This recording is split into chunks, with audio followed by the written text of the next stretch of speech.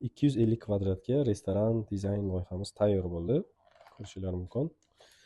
Xo'p, bu yerda 3D ko'rinishlarini mana shunaqa har tomondan ko'rsatib berganmiz. Ko'rishingiz mumkin. Fragmentlar bilan kerakli joylarni to'liq hamma tomonlarini detalli ko'rsatib berganmiz. Xo'p, bundan keyingi qismi bizda mebelirovkasi bo'ladi.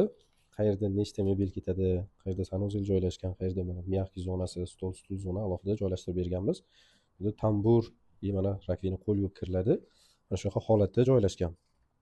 Xo'p, keyingi qismimiz bu yoqda devorlarni, o'sha qo'shimcha bo'ladigan joylarni ko'rsatib berganmiz. Qanaqa devorlar qo'shiladi. Xo'p, undan keyingisi patologiyamizni planirovkasi. Qanaqa uровеньda kirdi chiqdi baland pastliklari, fragmentlari bilan shunaqa detalli ko'rsatib berilgan.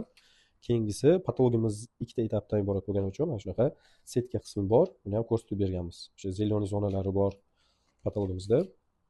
И освещенияsi, o'sha qayerda galogen bor, qayerda lyustra bor, hammasi detalli ko'rsatib berilgan.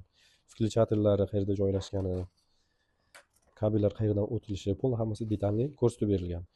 Bundan bu yog'i o'sha devorlarni yoymasi. Ya'ni qaysi tomonda devorda qanaqa o'lchamda joylashtiriladi, qanaqa razmerda, qanaqa уровеньda hammasi detalli tushuntirib berilgan. Bu yerda razrezlari bilan tushuntirib berilgan.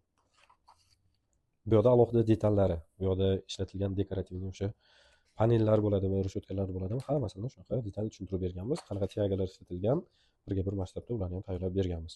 Kimga shunaqa xizmatlar kerak bo'ladigan bo'lsa, bemalol aloqaga chiqaverasizlar. E'tibor uchun rahmat.